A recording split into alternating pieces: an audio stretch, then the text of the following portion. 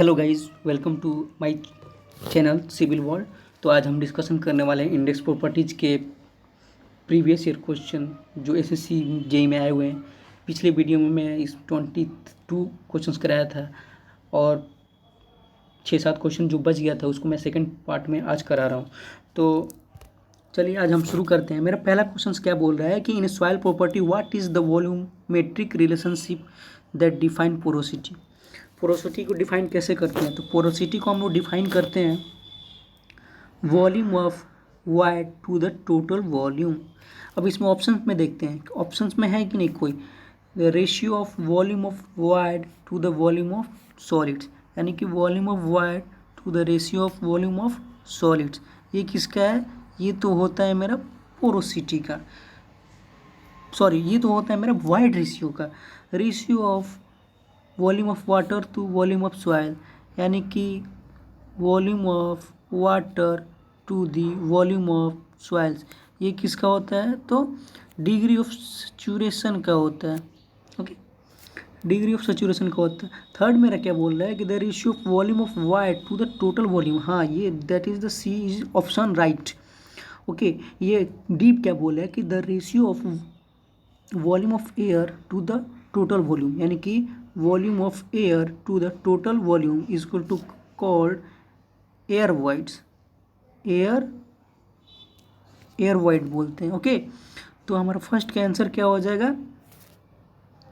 First का answer मेरा हो जाएगा C is the right answer.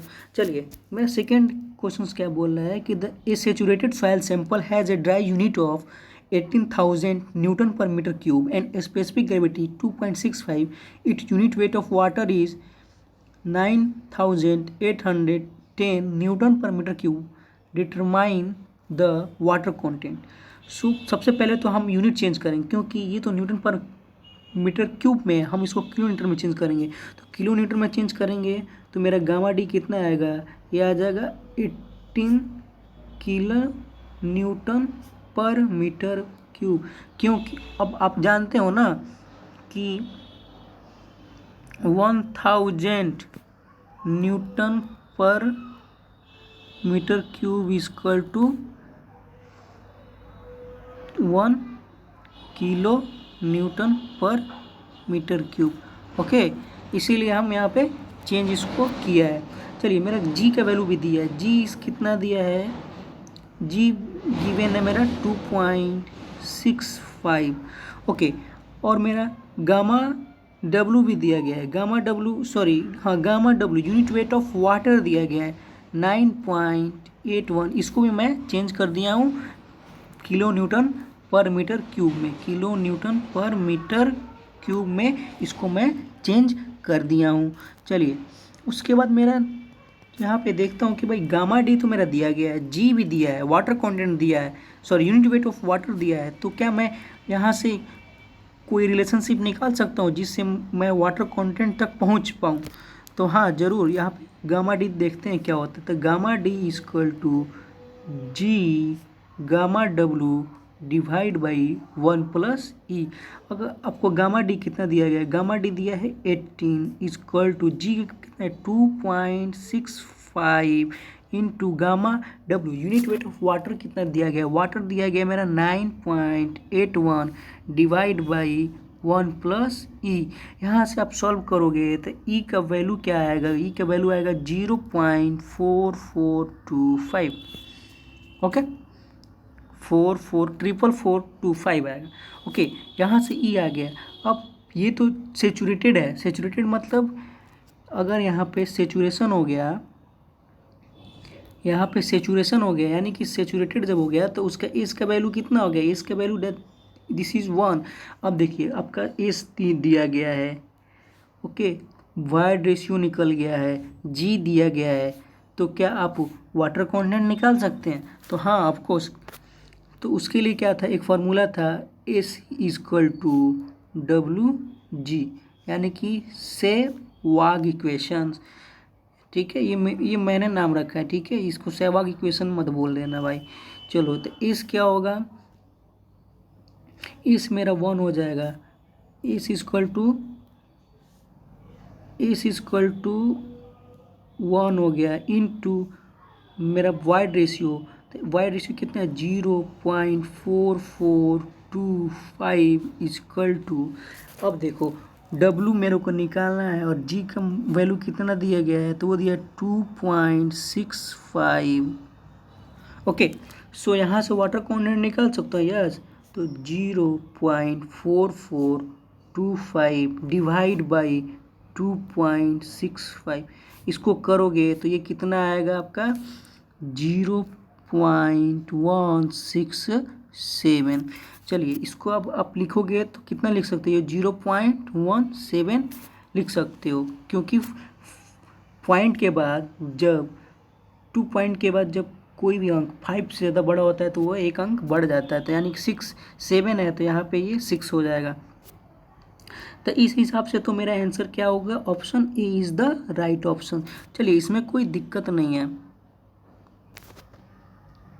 Okay, अब थर्ड क्वेश्चन क्या बोल रहा है, थर्ड क्वेश्चन बोल रहा है कि submerge unit weight of soil solids per unit volume is. Submerge क्या होता है, तो gamma sub equal to gamma sat minus gamma W, और ये किस पे बेस्ड होता है, तो आर्किमिडीज पे, आर्किमिडीज प्रिंसिपल पर बेस होता है।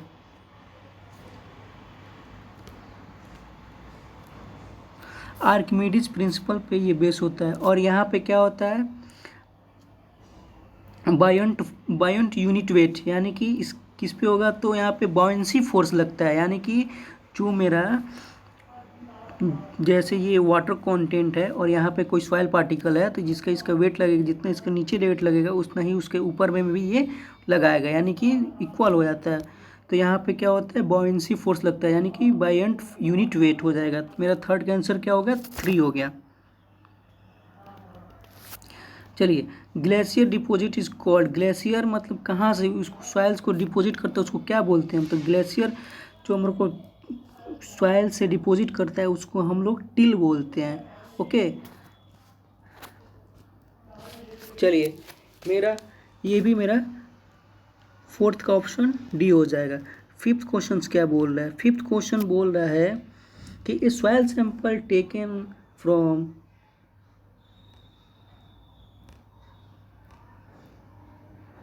Soil sample taken from field has specific gravity दिया है, यानी कि पहले लिख लेता हूँ क्या क्या दिया गया, G equal to 2.5 and void ratio E equal to 0.75, water content required to fully saturated, यानी कि जो वाटर कंटेंट मेरे को रिक्वायर्ड है जो वो क्या है कि वो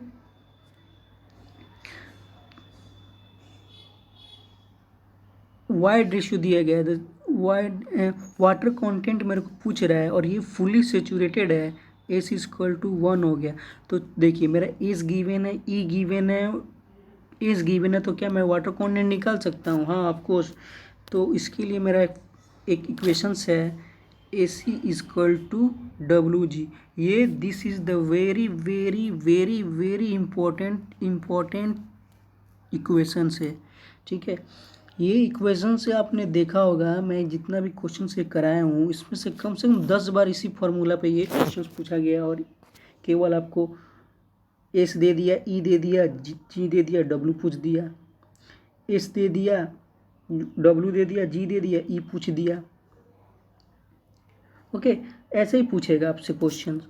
तो चलिए अब देखते हैं कि इसका आंसर क्या होने वाला है।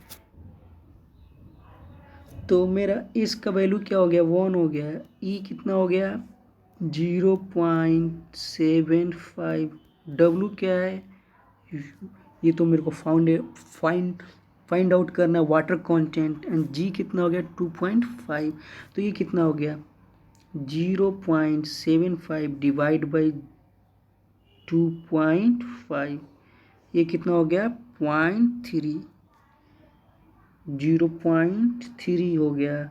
इसको आप 100 से अगर मल्टीप्लाई करोगे तो ये कितना हो गया 30% आपका राइट आंसर आ गया। ऑप्शंस में देखते हैं, option B is right. Okay, चलिए 6 क्वेश्चंस क्या बोल रहा है 6 क्वेश्चंस बोल रहे हैं कि वाइड रेशियो इज डिफाइंड, यानी कि वाइड रेशियो जो ये होता है E is equal to defined, तो क्या होता है volume of void to the total volume of solids, sorry volume of void to volume of solids. तो ये देखिए इसको आप 3 फेज डायग्राम से भी समझा देता हूँ आपको।